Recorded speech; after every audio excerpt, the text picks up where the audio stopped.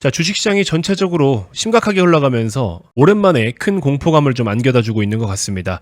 경기 침체니 뭐니 다시 이런 이야기들도 계속 불거지고 있고요. 앞전에도 여러분들께 말씀을 드렸지만 코스닥 같은 경우에는 대략적으로 825선 정도를 이탈했을 때 그림이 좀 많이 무너졌다. 제가 뭐 차트만 가지고 여러분들께 설명을 드리는 사람은 아니지만 가장 중요하게 지켜야 될 만한 그런 가격들을 이탈했을 때는 또 다른 리스크나 혹은 또 다른 상방을 우리가 어느 정도는 염두하고 투자를 해야 된다. 이 부분을 말씀을 드렸어요.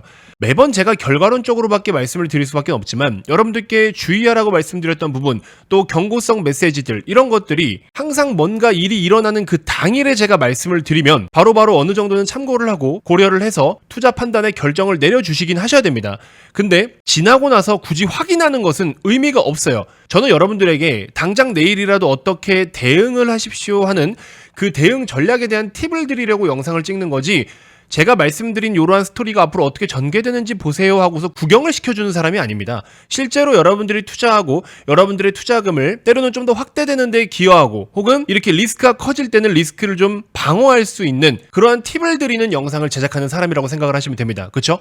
자, 어쨌든 종목 단으로 넘어와서 말씀을 드릴 때도 HLB 하한가 두 방 맞았을 때 이거는 풀리고 매수를 해도 될 만한 그런 내용이다. 왜? 약물에 대한 본질 자체에는 영향이 없었기 때문에 충분히 배팅해 볼 수 있는 매력적인 가격이 됐다라고 여러분들께 말씀드렸어요.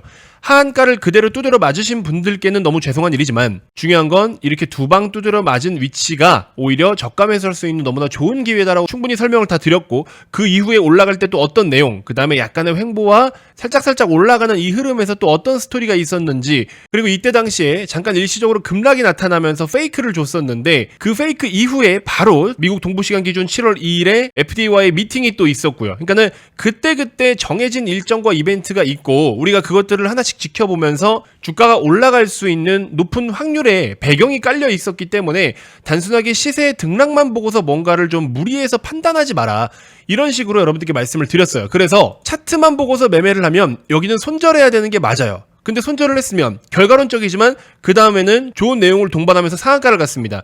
근데 이때 당시에 또 차트쟁이들은 뭐라고 이야기하느냐, FDA 미팅 이후에 상한가 갔는데 요거 전에, 이 전에 왜 주가가 이렇게 빠지겠냐라는 거예요. 하한가 두 방을 때려맞기 전에 주가가 이미 슬금슬금 빠지기 시작하지 않았느냐, 이게 신호다라고 이야기를 하는 허접 같은 전문가들이 있습니다. 전문가인지 아닌지도 모르겠어요. 그리고 지금 여기도 내일장에 동부시간 기준으로 FDA 미팅을 하게 되어 있는데 이걸 앞두고 주가가 이렇게 빠진다는 건 여기랑 똑같은 시그널을 보내는 거다라고 또 이야기를 합니다. 근데 저는 분명히 여러분들 그렇게 보면 안 된다는 말씀을 드렸죠. 왜? 이때 당시에 빠진 거는 어떤 하락이었습니까? 미국 10년물 국채금리가 일시적으로 급락을 하면서 만들었던 하락이었어요. 그리고 여기 음봉 만든 날 330억 원의 전환사채 CB 물량이 발행이 됐죠. 근데 HLB 측에서는 돈이 어느 정도 여력이 있기 때문에 자금 조달을 더 할 이유가 없다라고 이야기를 했었고 안 할 거다라고 이야기를 했었어요. 그런데 330억 원이라는 금액을 갖다가 표면 이율 1%, 만기 이율 4%짜리로 CB를 발행을 했는데 이것 때문에 주가가 빠졌다라고 이야기하시는 분들이 있어요. 물론 그럴 수 있어요. 이론상으로는 이러한 물량 전환사채 기준가액이 한 6만 5천 원대였거든요. 6만 5천 원대에서 330억 발행해가지고 하니까는 오히려 이렇게 주가가 빠진 거다. 왜 기존 주주들에게 배신을 때리느냐, 이러한 뷰들이 많았는데, 아니 여러분들 시가총액이 얼만데 330억 발행했다고, 심지어 표면이율 1%, 만기이율 4%면 냄새가 나지 않냐. HLB가 정말 돈이 없어가지고 발행하는 거였으면 이 이자가 몇 배가 됐어야 되는데 지금 330억 발행하면서 6만 5천 원, 이거는 약간 추후에 먼 그림을, 큰 그림을 바라보고 누군가의 투자를 그냥 유치시키는 그냥 그런 명목이지 않겠는가, 이런 생각이 들었던 거죠. 어쨌든 이 330억을 발행했던 주체들은 어우 땡큐죠, 나이스죠. 추후에 주식으로 전환을 할 텐데 6만 5천 원에 그냥 평단이라고 보시면 되는 거예요. 그러니까 6만 5천 원에 330억 원치 매수한 거다, 이렇게 생각해 주시면 될 것 같습니다. 아무튼 그러한 스토리를 잘 풀어드렸고 그 이후에 주가가 좀 많이 올랐죠. 많이 올랐을 때 제가 분명히 여러분들께 또 뭐라 말씀드렸습니까? 하한가 맞기 직전에 요 위치 있죠. 이 위치 부근에서는 일부라도 매도를 좀 하셔야 된다. 수익 실현하실 분들은 하셔도 좋다. 물론 그냥 더 끌고 가실 분들은 끌고 가도 되지만 이런 데서부터 단기적으로 매수하신 분들은 수익을 일부라도 실현하셔도 좋다, 단기간점에서. 왜냐?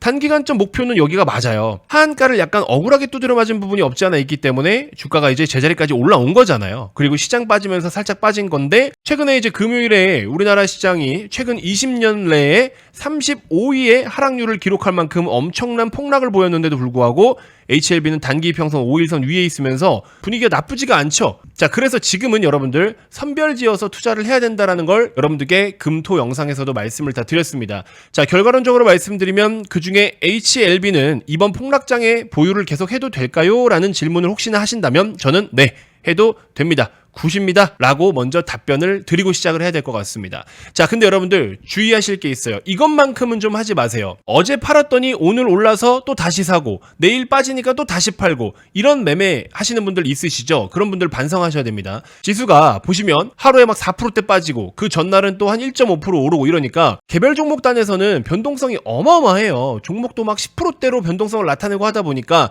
장대 연봉, 장대 양봉 뛰고 이러면은 뭔가 사야 될 것 같고 팔아야 될 것 같고, 근데 가장 중요한 건 뭐냐면 지금은 시장에 의한 영향으로 지금 전체적으로 급등락이 반복되고 있죠.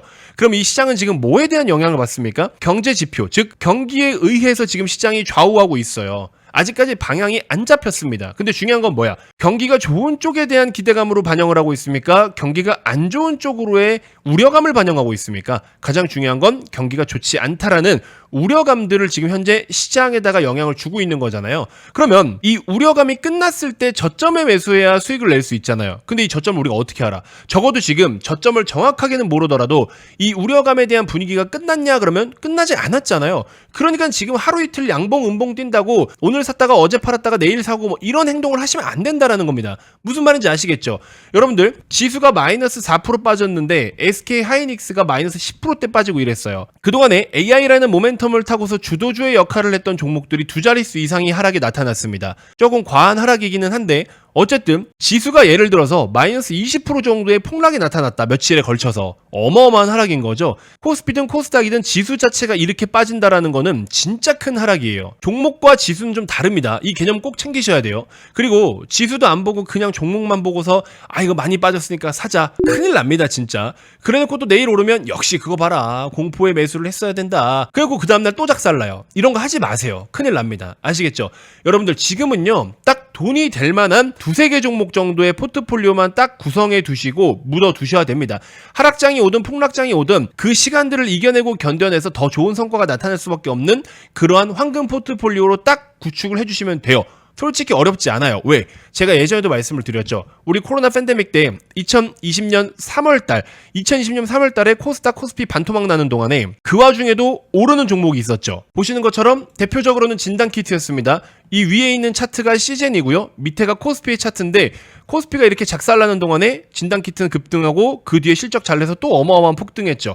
이런 식으로 시장이 안 좋다라 그래서 모든 종목이 다 빠지는 게 아닙니다. 시장과 역행하는 종목들을 보셔야 돼요. 그래서 여기도 보시면 시장이 이제 꺾이기 시작을 하는데 메타버스 관련된 종목들은 또 어마어마하게 올랐었죠. 다음으로 LIG 넥스원, 탈세계화, 신냉전 시대가 오면서 러시아 우크라이나 전쟁과 더불어서 금리 인상이라든지 등등 이런 것들로 인해서 시장은 박살나고 있는데 방산주는 급등, 지금까지도 계속 급등, 주도주 역할 가져가고 있죠. 에코프로 마찬가지야. 시장은 지지부진한데 에코프로 폭등. HD 현대일렉트릭 마찬가지로 지수는 계속 못 가는데 얘는 어마어마한 상승을 나타내고 있죠. 이런 게 뭡니까 여러분들? 이런 게 주도주다라고 여러분들께 설명을 드렸죠. 자, 그렇기 때문에 겁먹을 게 없어요. 지금 여러분들 하락장에 누가 종목을 사냐 이렇게 얘기하시는데 그거는 굉장히 초짜 같은 발언입니다. 여러분들 주도주만 컨택하면 어떤 시장이든지 이겨낼 수가 있다라는 거예요. 제가 방금 다 보여드렸잖아요. 그쵸? 그래서 지금은 여러분들이 들고 있는 종목 올라오면 뭘 할게, 올라오면 뭘 하는 게 아니에요. 걔네들이 하락장에 더 많이 빠진다고. 다른 종목들 마이너스 한 10% 빠질 거 걔네는 마이너스 30% 이상 빠질 수도 있다고요. 지금 여러분들의 손실률에 플러스로 추가적으로 더 큰 하락이 가중된다라고 생각을 해보세요. 나중에 복구 못합니다. 그거 골 때려요 진짜로. 그러니까 오히려 한 번에 갈아타진 못하지만 지금 여러분들이 들고 있는 종목들 중에서 HLB 제외하고 교체가 좀 필요할 만한 그런 견적들이 있는 종목들은 빨리 주도주로 지금 이번 하락장에 교체를 해놔야 돼요. 그래야 하락장의 주도주는 덜 빠지고 상승장의 주도주는 더 많이 오릅니다. 이거를 지금 세팅해야 돼요. 제가 아까 처음에 말씀드렸죠. 시간 지나고 간 보고 떠보지 말라고. 지금 그냥 하셔야 되는 겁니다. 무서워요. 뭐가 무서워요? 그 하락을 그대로 다 두드러 맞는 게 더 무서운 거지. 손실을 어느 정도 이제 멈추고 조금이라도 회복이 되는 쪽으로 바꿔주라는 게 그게 뭐가 그렇게 두렵고 무섭습니까 여러분들? 진짜 현실적으로 말씀드리는 겁니다. 하락장에 전액 현금 확보하는 거 쉽지 않아요. 지금 하락장이 더 크게 올 것 같으니까 차라리 지금 전량 매도해서 현금 확보해 놓으면 되지 않나요? 라고 하시는 분들이 있는데 그거 현실적으로 쉽지 않아요. 오히려 핵심적인 종목들로 딱 세팅해서 가만히 계시는 게 더 좋습니다. 교체할 거 빨리 교체해서 이쪽으로 옮겨주고 주도주로 옮겨주고 가만히 계시는 게 더 이득이에요, 여러분들. 중요한 건 지금 제대로 된 하락 사이클에 진입을 했냐 안 했냐 이거 아직까지 결정이 안 됐거든요. 이거를 결정하는 게 다음 주 정도에 어느 정도 결정이 될 것 같은데, 자, 최근에 이제 요것 때문에 문제가 됐었잖아요. ISM 제조업 PMI예요. 지금 보시면 이게 1년 정도의 차트인데 요 저점 있죠, 요 라인, 여기가 10월, 11월, 12월이에요. 여기가 10월에서 12월 사이인데 10월에서 12월 작년입니다. 23년 이때인데 지금 갑자기 급격하게 ISM PMI가 부러져서 작년 요맘때까지 내려왔어요. 지금 급격하게 급락을 보였죠. 이거랑 빗대가지고 시장을 한번 볼까요? 자, 코스닥 기준인데 어떻습니까? 작년 10월, 11월 요때 있죠. 이때 완전 시장 박살났었죠. 지금도 똑같은 비슷한 그림으로 가고 있죠. 이런 그림을 우리가 걱정을 어느 정도 해야 된다는 겁니다. 그리고 또 하나 중요한 거, 반도체 사이클이 끝난 건 아니에요. 반도체 사이클이 끝난 건 아니지만 굉장히 무서운 건 뭐냐면 AI라는 모멘텀을 타고 주도주의 역할을 해왔던 주도주의 흐름은 끊겼다라고 봅니다. 이미 여기저기서 시그널이 나오고 있어요. 근데 우리나라도 AI에 대한 수혜를 굉장히 많이 받았죠. 특히 뭡니까? 반도체. 여러분들, 우리나라에 상장된 기업들 전체 섹터에서 반도체가 30% 정도의 비중을 차지하고 있어요. 더불어 상장사 이익의 전체 규모에서 20%가 삼성전자랑 하이닉스 두 종목이에요. 굉장히 중요한 역할을 하고 있습니다. 그런데 반도체가 이렇게 화면 우측에 보이시는 것처럼 다 작살이 나고 있다는 거, 반도체 사이클 안 끝났어 라고 얘기하시는 분들이 많은데 반도체 사이클이 끝났냐 안 끝났냐가 중요한 게 아니라 주도주의 흐름이 끊겼다라는 겁니다. 지금 여기서 밸류에이션을 계산하면서 비비고 시장에 들어가는 거는 굉장히 어리석은 행동이에요. 아시겠죠? 정말 많은 분들이 시장을 너무 무시하고 투자하고 있는 게 진짜 솔직히 너무 안타깝습니다. 그러니까는 메이저 주체들한테 자산이 싹 다 빨리는 거예요. 내가 지금 운전을 하고 있는데 저기 한 150m 앞에, 지금 내가 여기서 이렇게 가고 있는데 150m 앞에 좌측과 우측에 대한 두 갈래 길이 있어요. 근데 내가 여기까지 왔는데 내비가 지금 아무 말을 안 해. 어디로 가야 되는지. 그럼 어떻게 해요, 여러분들? 속도를 슬슬 줄이죠. 내비가 뭐라고 말할지 기다리죠. 그거예요. 지금은 속도를 좀 줄이라는 겁니다. 어디로 가야 될지 아직 방향을 모르는데 혼자 찍어서 아무데나 가지 마시고 속도를 조금만 줄여서 요 근처에 가면 내비가 작동하겠지. 그러니까 느긋하게 좀 기다려보자라는 겁니다. 방향을 좀 보자라는 거예요. 어제 제가 뭐라 말씀드렸죠? 미국이 지표들이 부진한 건 사실이에요. 이걸로 인해서 미국 국채금리 급락하고 시장 다 같이 무너졌는데 좀 과하게 무너진 감은 없지 않아 있어요. 그런데 걱정을 아예 안 해도 되는 수준은 아니에요. 지금 여러 가지가 제각각 악재들이 있는 상황에서 다 같이 뭉쳐가지고 이게 한 번에 터진 거거든요. 근데 그렇게 이제 터진 풍선이 엄청 대형 풍선까지는 아니에요. 그냥 적당한 크기의 풍선인데 어쨌든 작은 풍선이라도 터지면 깜짝 놀라죠. 이게 폭탄급은 아니지만 놀랄 수준이기는 하다라는 걸 말씀을 드리는 거예요. 좀 전에 보여드렸던 PMI 지표 같은 것들도 한번 잘 체크를 해보시고, 최근에 나왔던 실업률도 4.1에서 4.3까지 금방 올라왔어요. 그래서 9월이면 4.5까지 또 올라올 것 같고, 근데 이 상황들이 지금 무조건 안 좋다 이건 아니에요. 지금 상황이 무조건 경기 침체냐? 그건 아닙니다. 그건 아니지만 우리가 걱정은 하고 대비는 해야 된다라는 거예요. 어쩌면 연준에서는 이렇게 경기가 조금 무너지기를 바라고 있었을 거예요. 왜냐면 금리는 계속 고금리로 유지를 하고 있었는데 물가가 잘 안 잡혔잖아요. 그러니까 이거를 잡기 위해서는 어느 정도 고용이 됐든지 생산이 됐든지 조금 무너졌어야 됐어요. 어차피. 그래서 그 정도 수준까지는 괜찮은데 이제부터 내리는 금리로 경기 침체까지 빠져드는 것을 막아낼 수 있겠느냐? 요거를 좀 살펴보고 지켜봐야 되는 그런 매우 중요한 타이밍이 왔다. 그래서 내비가 좌측으로 가라고 하는지 우측으로 가라고 하는지 요거를 조금 지금 지켜볼 때가 됐다라는 거. 자, 근데 반복해서 말씀드리지만 매우 심각한 상황은 아니고, 아까 풍선으로 예시를 들어드렸는데 조만한 풍선이 터져도 놀라는데 큰 풍선은 거의 폭탄급의 소리가 난다라고 한다면 큰 풍선이 터지는 수준까지는 지금은 아니다. 작은 풍선 정도다. 그렇기 때문에 뭐 큰 피해까지는 솔직히 모르겠지만 그럼에도 불구하고 놀라서 뒤로 자빠져서 머리가 깨질 수도 있는 거잖아요. 그러니까는 대비는 하시되 완전하게 큰 뭐 빅숏급의 그런 상황들은 아니기 때문에 핵심적인 종목들로만 포트폴리오 딱 두세 개 정도 구축을 해두셔라. 그리고 가만히 묻어두셔라. 그러면 오히려 남들 연말 가서 곡소리 낼 때 여러분들 자산은 막 2배 이상 되어 있을 수도 있어요. 저는 그래서 그게 뭔지 지금 세팅이 다 돼 있습니다. 주말 동안 연락 주신 분들 순차적으로 제가 녹화한 영상을 다 보내드리고 있거든요. 거기에서 요 핵심적인 종목들 딱 잡혀 있습니다. 요걸로만 빨리빨리 편입해 주시면 돼요. 그럼 걱정할 거 하나도 없습니다. 아시겠죠? 자, 이렇게 해서 일단 이번 영상 마무리해 보도록 하겠고요. 100% 무료로 드리고 있어요. 근데 왜 제가 유튜브에다가는 대놓고 공개를 안 하느냐? 저랑 투자 의견이 다를 수 있잖아요. 그러면 또 흉을 보고 악플을 달아요. 제가 굳이 그런 스트레스를 받을 필요가 없다라고 여러분들께 영상마다 설명을 드려왔죠. 그래서 김 대표를 좀 그래도 믿어주시고 김 대표를 많이 또 신뢰해주시고 하시는 분들께 감사한 마음으로 제가 준비한 이 분석 영상을 드리고 싶은 거지, 굳이 뭐 차트만 보면서 의견도 안 맞는 그런 분들도 보시라는 뜻에 제가 대놓고 공개를 해드리고 싶지는 않습니다. 진짜 100% 무료예요. 무료인데 아무한테 주고 싶지 않다라는 거죠. 무슨 느낌인지 아시죠? 그래서 저를 많이 신뢰해주고 믿고 따라주시는 구독자 여러분들께 드리고 싶은 겁니다. 그래서 그분들께는 100% 무료로 그 황금 포트폴리오 한 3개에서 4개 종목 됩니다. 그 종목 뭔지, 어디서 어떻게 매매를 해야 되는지 이런 거 상세 전략 담아 드릴 테니까 여러분들 지금 들고 있는 종목들 더 대참사날 수도 있어요. 그거 리스크 지금이라도 피하셔야 됩니다. 더 큰 하락 나타날 수 있으니까 항상 말씀드리죠. 앞으로 어떻게 될 것이냐에 대해서 배팅을 해야 되는데 지나가고 나서 아 맞네, 저 양반이 저랬네, 이거 의미 없어요.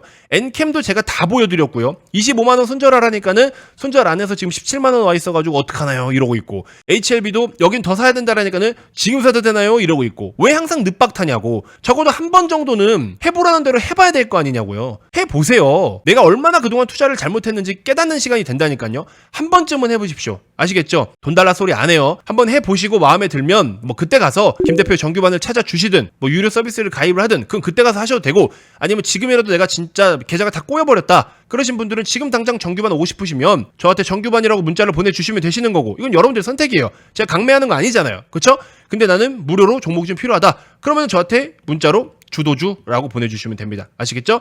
정규반 문의는 정규반, 주도주 문의는 주도주, 이렇게 해서 연락 주시면 됩니다. 아시겠죠? 간단합니다. 내일 하루 뭐 양봉 뛰고 어쩌고 한다라고 해서 흥분하지 마시고요. 이거 저점 단기간에 형성 안 됩니다. 제 영상 꾸준하게 봐주시고 조심할 거 조심하고 준비할 거 준비하고 그런 시간들을 좀 보내셨으면 좋겠습니다. 자, 이번 영상 이렇게 해서 마무리하도록 하겠습니다. 여러분들 필요하신 내용 문자로 보내주시면 성실히 안내 혹은 제공해 드리도록 하겠습니다. 고맙습니다.